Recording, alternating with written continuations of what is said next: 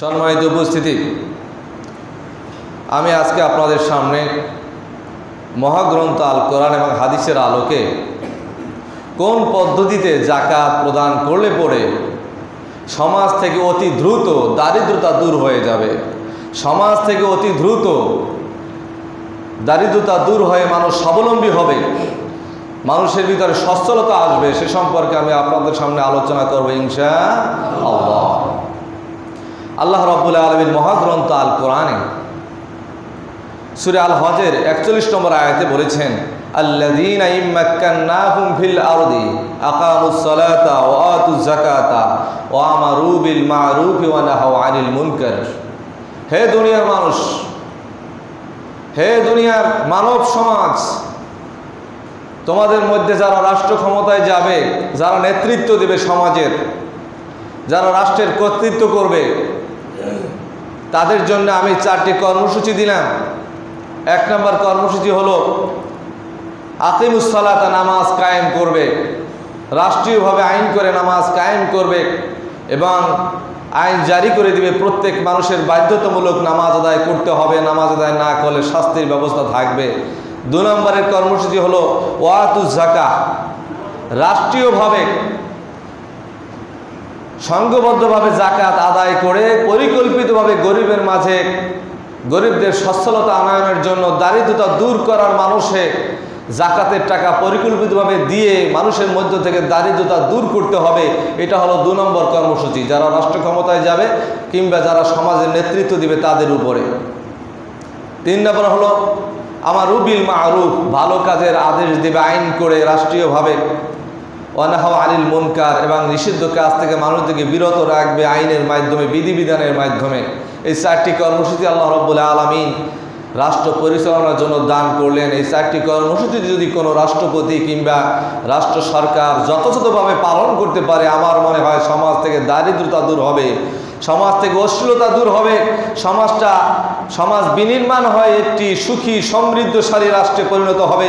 মানুষ সুখে থাকতে পারবে, শান্তিতে থাকতে পারবে, মানুষ অন্যায় অরাজকতা থেকে নিরাপদ থাকতে পারবে, মানুষ অত্যাচারিত হবে না, নিষ্পেষিত হবে না, মানুষ বঞ্চিত হবে না, শোষিত হবে না। কি বলেন, ঠিক কিনা? সুতরাং আল্লাহ রাব্বুল আলামিনের দেওয়া এই বিধান যখনই আমরা অমান্য করব, তখনই আমাদের উপরে অশান্তি, অরাজকতা এবং নির্যাতন, নিপীড়ন নেমে আসে। কি বলেন, আসে কি আসে না? এই জন্য আমরা জনগণও দায়ী, সরকারও দায়ী, সকলেই দায়ী। আমরা সঠিকভাবে সরকারকে ক্ষমতায় পাঠাই না, আর সরকারও সঠিকভাবে রাষ্ট্র পরিচালনা করে না। এই দুটো কারণে আমাদের সমাজ থেকে অশান্তি দূর হয় না, আমাদের সমাজ থেকে দারিদ্রতা দূর হয় না, আমাদের সমাজ থেকে অশ্লীলতা দূর হয় না, আমাদের সমাজে শান্তির পরিবেশ তৈরি হয় না, আমাদের সমাজটা সোনার মক্কা, সোনার মদিনার মতো সুন্দর পরিবেশ আমরা পাই না। কি বলে, ঠিক কিনা? সুতরাং এই যাকাত কিভাবে আদায় করতে হবে, আমি যাকাত নিয়ে কথা বলছি আপনাদের সামনে। আল্লাহ রাব্বুল আলামিন সে কথা বলেছেন, সংগঠিতভাবে যাকাত তোমরা এক জায়গায় করো, আবার পরিকল্পিতভাবে দারিদ্রতা দূর করার উদ্দেশ্যে গরিবের মাঝে যাকাতের টাকা ব্যয় করো। আল্লাহ নবীর উপরে যখন যাকাত ফরজ হলো 2য় হিজরিতে, প্রথমত যখন নামাজ ফরজ হলো, সম্মিলিতভাবে সংঘবদ্ধ হয়ে আল্লাহ নবীর সাহাবীরা নামাজ আদায় করলেন, আল্লাহ নবীর ইমামতিতে সাহাবীরা মুসল্লি হয়ে নামাজ আদায় করলেন। রোজা যখন ফরজ হলো 2য় হিজরিতে, রোজায় একইভাবে আদায় করলো। কিন্তু যাকাত যখন 2য় হিজরিতে ফরজ হলো, আল্লাহ নবী তখন যাকাত ফান্ড তৈরি করলেন, সম্মিলিতভাবে যাকাতের টাকা এক জায়গায় করলেন। আমাদের এই প্রচলিত প্রথার মতো আলাদা আলাদাভাবে যাকাত দেননি, আল্লাহ নবী রাষ্ট্রীয়ভাবে যাকাত ফান্ড তৈরি করলেন এবং লিস্ট করলেন কার কার যাকাত হয়। সেই যাকাতের টাকা পাই টু পাই হিসাব করে আল্লাহ নবী যাকাত ফান্ডে জমা করলেন। এরপরে আবার তিনি খোঁজ নিয়ে হিসাব করলেন কারা কারা গরিব আছে, যাকাত খাওয়ার মতো কারা উপযুক্ত, যাকাতের হকদার কারা, এটা লিস্ট করে আল্লাহ নবী ওই যাকাত ফান্ড থেকে হিসাব করে করে যাকাতের টাকা আল্লাহ নবী গরিবের ঘরে ঘরে পৌঁছিয়ে দিলেন। জোরে বলেন সুবহানাল্লাহ। যাকাত এরকম না যে যাকাতের টাকা আপনার কাছে এসে এসে গরিবরা আদায় করে নিবে, এরকম না। আপনি মনে করেন আপনার বাড়ির যে ময়লা হয় বালতিতে বা কিংবা আপনি পলিথিনে যে ময়লা রাখেন, সেই ময়লাটা কি সিটি কর্পোরেশন লোক গিয়ে বাসা থেকে নিয়ে আসে না আপনাকে নিজে ফেলে আসতে হয়? ফেলে আসতে হয়, ডাস্টবিনে ফেলে আসতে হবে, তা না হলে দুর্গন্ধে আপনি ঘরে থাকতে পারবেন না। জাকাতের টাকা ঠিক সেই ময়লার মতোই, ময়লা পরিষ্কার করার কারণে আপনার যেরকম ঘরটা পরিচ্ছন্ন থাকে, দুর্গন্ধ হয় না ঘর, জাকাতের টাকা আদায় করার কারণে আপনার বাকি টাকা পরিচ্ছন্ন হয়, পবিত্র হয়, হারাম হয় না। এই জন্য ময়লা যেভাবে ফেলে দিয়ে আসতে হয়, জাকাতের টাকাও আপনার বাড়ি বাড়ি গিয়ে গরিবদের হাতে দিয়ে আসতে হবে। গরিবরা ভিক্ষুকের মতো আপনার বাড়ি বেরিয়ে এসে জাকাতের টাকা আদায় করবে, এটা গরিবের অধিকার না। গরিবের অধিকার হলো ঘরে বসে তারা জাকাতের টাকা পাবে, আর ধনীর দায়িত্ব হলো হিসাব করে জাকাতের টাকা গরিবের ঘরে ঘরে পৌঁছে দিয়ে আসতে হবে। জোরে বলেন সুবহানাল্লাহ। এটাই হলো ইসলামের বিধান। আমরা সেই বিধান কিন্তু পালন করছি না। এই কারণে আমাদের সমাজ থেকে দারিদ্রতা দূর হচ্ছে না। জাকাত আদায়ের ক্ষেত্রে আমরা 5টি ভুল করে থাকি। কয়টি ভুল? 5টি ভুল করে থাকি। সেই 5টি ভুল কি আমি একে একে বলতেছি। ভিক্ষার মতো জাকাতের টাকা আমরা দেই। ভিক্ষুক যেভাবে ঘরে ঘরে আসে আমরা ভিক্ষুককে ভিক্ষা দেই, জাকাতের টাকাও আমরা সেভাবে দেই। গরিবরা দাঁড়ে দাঁড়ে এসে জাকাতের টাকা চায়, আমরা তারপরে জাকাতের টাকা দেই। আসলে আপনার দায়িত্ব হলো জাকাতের টাকা গরিবদের কাছে পৌঁছে দিয়ে আসা। আমি যে উদাহরণ দিলাম, ময়লা যেভাবে ফেলে দিয়ে আসতে হয় আপনাকে ডাস্টবিনে, জাকাতের টাকাও আপনার গরিবের ঘরে পৌঁছে দিয়ে আসতে হবে, যাতে আপনার বাকি সম্পদ পবিত্র হয়ে যায়, আপনিও পবিত্র হন। এই জন্য আপনাকে পৌঁছে দিয়ে আসতে হবে। 2 নম্বরে হলো সংঘবদ্ধভাবে জাকাতের টাকা একত্রিত করে তারপরে জাকাতের টাকা বন্টন করতে হবে। আল্লাহ নবী জনাবে মুহাম্মদ রাসূলুল্লাহ সাল্লাল্লাহু আলাইহি ওয়াসাল্লাম যেভাবে জাকাত ফান্ড তৈরি করে সকলের টাকা এক জায়গায় করে, আবার পরিকল্পিতভাবে গরিব কারা কারা আছে তাদেরকে ফাইন্ড আউট করে লিস্ট করে তাদের মাঝে এভাবে জাকাতের টাকা দিতেন, যাতে করে 2-4 বছর পরে আর তার জাকাতের টাকা খাওয়ার মতো পরিবেশ না থাকে, বরং তিনি যাতে জাকাত 5 বছর পরে আবার গরিবদেরকে দিতে পারেন, এরকমভাবে আল্লাহ নবী জাকাতের টাকা বন্টন করে স্বাবলম্বী করার চেষ্টা করতেন। জোরে বলেন সুবহানাল্লাহ। 3 নম্বরে হলো জাকাতের হিসাব যথাযথভাবে করতে হবে। আমাদের সমাজে অনেক লোক আছে যথাযথভাবে জাকাতের টাকার হিসাব করে না, অনুমান করে কিছু টাকা একত্রিত করে তারপরে জাকাত দিয়ে দেয়। আপনি মনে রাখবেন, জাকাতের টাকা থেকে 1 টাকাও যদি কম হয় তাহলে আপনার ওই জাকাত আদায় হবে না, গোটা টাকাই আপনার অপবিত্র হয়ে যাবে, হারাম হয়ে যাবে, আপনার জাকাত আদায় হবে না। একেবারে জাকাত পাই টু পাই হিসাব করে 40 ভাগের 1 ভাগ আলাদা করে সেখান থেকে যতক্ষণ পর্যন্ত আপনার শেষ টাকা পর্যন্ত গরিবের হাতে না পৌঁছবে ততক্ষণ পর্যন্ত আপনার জাকাত আদায় হবে না। অনেক মানুষের জাকাতের টাকা রেখে দেয়, আস্তে আস্তে দেয় না, 1 বছর পূর্ণ হওয়ার সাথে সাথে আপনি জাকাতের টাকা গরিবকে দিয়ে দিবেন। ঘরে রাখা যাবে না জাকাতের টাকা। 4 নম্বরে যে ভুলটা করে থাকি, অনেকে মনে করে আমরা আয়কর দেই, আবার আত্মীয় স্বজনকে ঈদের বোনাস দেওয়া হয়, আবার অনেক সময় তেরানে টাকা দেওয়া হয়, তারা মনে করে এটা বোধহয় জাকাতের টাকা থেকে কাটলে সমস্যা নাই। না, এই ভুলটা করা যাবে না। আপনি আয়কর দেন, আয়কর সেটা আলাদা বিষয়, রাষ্ট্রীয় বিষয়, সেটার মাধ্যমে জাকাতের টাকা আদায় হবে না। আপনি গরিবদেরকে বোনাস দিলে সেটা উপঢৌকন হবে। আপনার ভাইকে বোনাস কিছু টাকা দিলেন, বোনকে টাকা দিলেন ঈদ উপলক্ষে, এটা বোনাস, জাকাতের টাকা থেকে এটা দিলে হবে না। হ্যাঁ, যদি আত্মীয় স্বজন গরিব হয়, ভাই গরিব হয়, বোন গরিব হয়, তাহলে আপনি তাকে জাকাতের ফান্ড থেকে দিতে পারেন। কিন্তু ধনী হলে আপনি তাকে উপঢৌকন দিয়ে তারপর জাকাতের টাকা থেকে কাটবেন, এটা সমীচীন হবে না।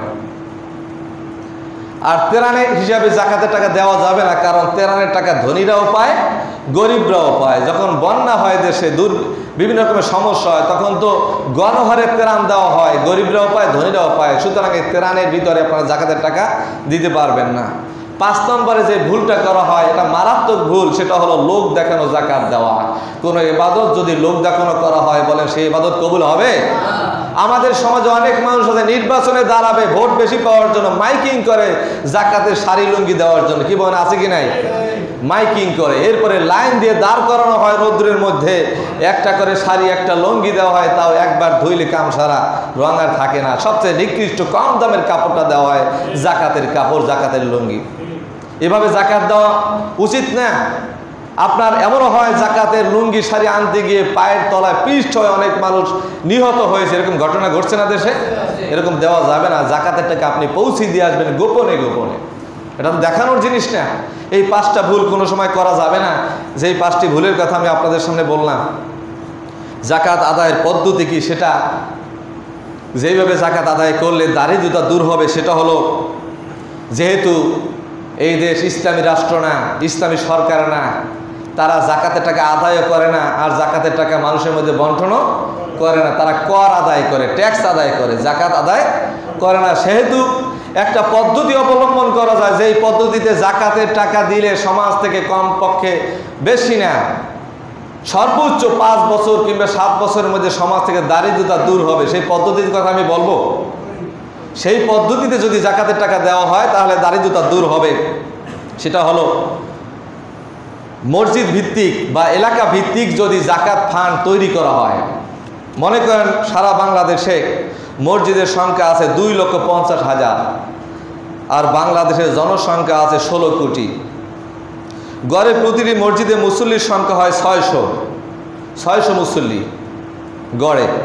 এই 600 মুসল্লির মধ্যে যাদের জাকাত হয়, মসজিদ কমিটি যদি একটি জাকাত ফান্ড তৈরি করে, এই জাকাত ফান্ড তৈরি করে এই 600 মুসল্লিদের মধ্যে কার কার জাকাত হয় একেবারে সুন্দর করে হিসাব করে এক জায়গায় যদি জাকাতের টাকা জমা করা হয়, এরপরে হিসাব করতে হবে অত্র এলাকায় কয়জন একেবারে হতদরিদ্র আছে, দুবেলা খেয়ে পরে ঠিক মতো থাকতে পারে না, এরকম কয়জন গরিব আছে। যদি মনে করেন 50 জন গরিব থেকে থাকে অত্র এলাকায়, আমার মনে হয় এরকম 50 জনও নাই। যদি থেকে থাকে ধরুন 50 জন, তাহলে এই 50 জনকে আপনি প্রথম বছর 10 জনকে আপনি স্বাবলম্বী করার চেষ্টা করেন। কয়জনকে? সবচেয়ে একেবারে গরিব যে, সেখান থেকে আপনি হিসাব করেন প্রথম বছর 10 জনকে আপনি স্বাবলম্বী করার চেষ্টা করেন। তাহলে 50 জনকে স্বাবলম্বী করতে কয় বছর সময় লাগবে? 5 বছরের মধ্যে অত্র এলাকার একেবারে যারা হতদরিদ্র তাদের দরিদ্রতা দূর হবে না। সেটা কিভাবে? মনে করেন আপনি একজন রিক্সা চালক, রিক্সা চালাতে পারে, রিক্সা চালাতে সক্ষম, সেই লোকটাকে আপনি জাকাতের টাকা দিয়ে 18,000 টাকা একটা রিক্সা কিনে দিলেন। বেশি টাকার দরকার নেই। কয় টাকা? 18,000 টাকা আপনি একটা রিক্সা কিনে দিলেন। এই রিক্সা কিনে দিয়ে বলবেন, ভাই আপনি তো অন্যের ভাড়া রিক্সা চালাতেন, 50 টাকা আপনার দৈনিক দিতে হতো, এই রিক্সাটা আপনারই, কিন্তু দৈনিক 50 টাকা আজকে থেকে আপনি আমার কাছে জমা দিবেন। তাহলে মাসে কয় টাকা হবে? 1500 টাকা হবে। বছরে 18,000 টাকা। বছরে কত টাকা? 18,000 টাকা। পরবর্তী বছর আপনি 18,000 টাকা দিয়ে কয়টা রিক্সা কিনতে পারবেন? একটা রিক্সা। কয়টা রিক্সা? একটা রিক্সা কিনে দিতে পারেন। বলেন 1 বছরের ব্যবধানে ওই লোকটা কয়টা রিক্সার মালিক হইল? 2টা রিক্সার মালিক হলো। এবার বলেন, ভাই 2টা রিক্সা তোমার, একটা ভাড়ায় দাও আর একটা নিজে চালাও, দৈনিক 100 টাকা আমার কাছে জমা দিবে। 2টা রিক্সা বাবদ 100 টাকা জমা দিলে মাসে কত টাকা হয়? 3,000 টাকা। বছরে হবে কত? 3 × 36,000 টাকা। এই 36,000 টাকায় পরবর্তীতে কয়টা রিক্সা কিনে দেওয়া যাবে? 2টা রিক্সা। তাহলে দেখেন 2 বছরের ব্যবধানে লোকটা 4টা রিক্সার মালিক হয়ে গেল। কয়টা রিক্সা? 4টা রিক্সার মালিক হয়ে গেল। 5 বছরের ব্যবধানে এই লোকটা রিক্সার মালিক থাকবে না, এই লোকটা গ্যারেজের মালিক হয়ে যাবে। কি বলেন ঠিক কিনা? এইভাবে কাউকে আপনি গাভী কিনে দেন এবং সেই গাভীর যে দুধ হবে, বলা হবে যে দুধ বিক্রি করে আপনি দৈনিক আমার কাছে 50 টাকা করে জমা দিবেন। বলেন এইভাবে টাকা জমা করে তাকে আরেকটা গাভী কিনে দেওয়া যাবে কি যাবে না? কাউকে আপনি ছাগল কিনে দেন, বলবেন 5 বছরের মধ্যে ছাগল বিক্রি করতে পারবে না, সব ছাগল এক জায়গায় জমা করবে। এক জায়গায় ছাগল জমা হলে ওই ছাগল বিক্রি করে তাকে গরু কিনে দেওয়া যাবে কি যাবে না? যেই ব্যক্তি চায়ের দোকান দিতে পারে, কঠিন কাজ করতে পারে না, তাকে চায়ের দোকান দিয়ে দেন। ওই লোকটার আর ভিক্ষা করার দরকার হবে না, ওই লোকটার আর মানুষের কাছে হাত পাততে হবে না। যেই লোকটা পঙ্গু, সেই লোকটাকে আপনি একটি মাপার যন্ত্র কিনে দেন, ওয়েট মেশিন কিনে দেন, সে ওখানে বসে বসে মানুষ মাপবে, সেখান থেকে টাকা পাবে। এভাবে আপনি এক একজনকে এক এক ধরনের ব্যবসা দিয়ে দাঁড় করিয়ে দিতে পারেন। কাউকে আপনি তরকারি সহ ভ্যান কিনে দিতে পারেন। এভাবে আমরা সবাই সম্মিলিতভাবে যদি চেষ্টা করি, সমাজ থেকে দারিদ্রতা দূর করা সম্ভব কি সম্ভব না? কিন্তু আমরা পরিকল্পিতভাবে জাকাত কেউ দেই না। আমরা নিজেরা নাম কামাবার জন্য লাইন দিয়ে দাঁড় করিয়ে এরপরে একটা শাড়ি একটা লুঙ্গি দেই। সারা জীবনে এই লোকেরা যতদিন বেঁচে থাকবে তাদেরকে ওই লাইনেই দাঁড়িয়ে দাঁড়িয়ে শাড়ি এবং লুঙ্গি নিতে হবে। জীবনে তারা স্বাবলম্বী হবে না। কিভাবে হবে? এভাবে দৈনিক বছরে যদি আপনি 10 জন লোককে স্বাবলম্বী করতে পারেন, 5 বছরে অত্র এলাকার 50 জন লোককে আপনি স্বাবলম্বী করতে পারবেন। এভাবে যদি চলতে থাকে প্রত্যেকটা এলাকায় মহল্লায় আমাদের এলাকায় তো মিল কলকারখানা নাই, যেই এলাকায় মিল কলকারখানা রয়েছে কোটি কোটি টাকা জাকাত হয়, এই টাকা এক জায়গায় করলে বাংলাদেশের ইসলামী ব্যাংক বাংলাদেশ একবার হিসাব করেছে, বাংলাদেশের শুধু ব্যাংকে যে অলস টাকা পড়ে আছে, শুধু ব্যাংকে ইসলামী ব্যাংকে যে অলস টাকা পড়ে আছে, সেই টাকারই যদি জাকাত দেওয়া হতো তাহলে বাংলাদেশ থেকে দারিদ্রতা দূর করতে মাত্র 5 বছর সময় লাগতো, এর চেয়ে বেশি সময় লাগতো না। জোরে বলেন সুবহানাল্লাহ। আল্লাহ এই সম্পদ আমাদেরকে দিয়েছেন, কিন্তু আমরা ধনীরা গরিবদেরকে সেই জাকাত না দেওয়ার কারণে বাংলাদেশ থেকে দারিদ্রতা দূর হয় না। অথচ এই সুযোগ নিয়েছে এনজিও সংস্থারা, কি বলেন ঠিক কিনা? এই দেশে এনজিও এসে দারিদ্রতা দূর করার নামে বিদেশ থেকে এনজিওরা এসে কোটি কোটি টাকা তারা সুদে লাগিয়ে এরপরে হারাম প্রচলন করে, সুদ প্রচলন করে মানুষের থেকে কোটি কোটি টাকা হাতিয়ে নিচ্ছে, যেটা মানুষ উপলব্ধি করতে পারে না। কি বলেন ঠিক কিনা?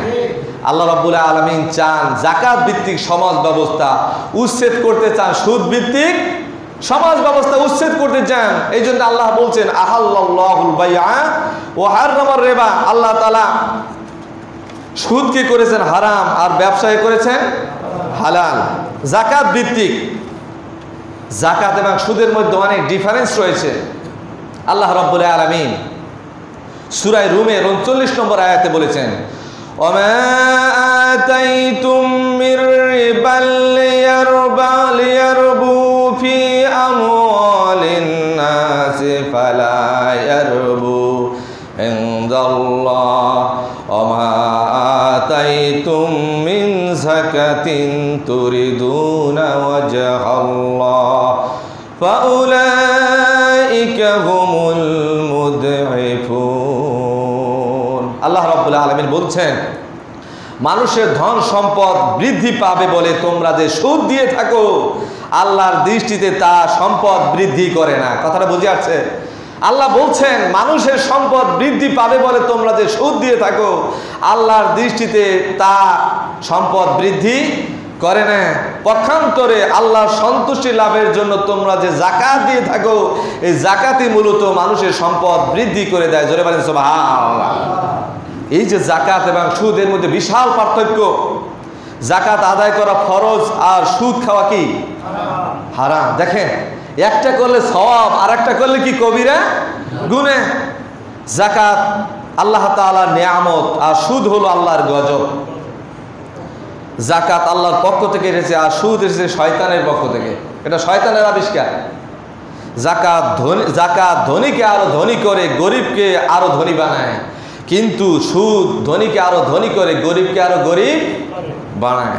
জাকাত আদায়কারী জান্নাতি হবে আর সুদ ভক্ষণকারী কি হবে? জাহান্নামী হবে। আকাশ পাতাল ব্যবধান। জাকাত ধনীর হাত থেকে গরিবের হাতে যায় আর সুদ গরিবের হাত থেকে ধনীর হাতে যায়। যেটা ধনীর হাত থেকে জাকাত আসলে সেটা হয় রহমত, আর গরিবের হাত থেকে ধনীর হাতে সুদ গেলে সেটা হয় গজব। বৃষ্টির পানি জমিনে পড়লে যেভাবে ফসল হয়, আল্লাহর রহমত হয়, জাকাত ঠিক সেরকমই। আর বন্যার পানি ফেপে ফুলে উঠলে ফসল নষ্ট করে দেয়, বাড়িঘর সয়লাভ করে দেয়, গজব হয়। নিচের থেকে পানি উপরে উঠলে সেভাবে সুদের টাকা গরিবের হাত থেকে ধনীর হাতে গেলে সেটাও হয় গজব। এই জন্য সুদকে আল্লাহ করেছেন কি হারাম, আর জাকাতকে করেছেন কি ফরজ।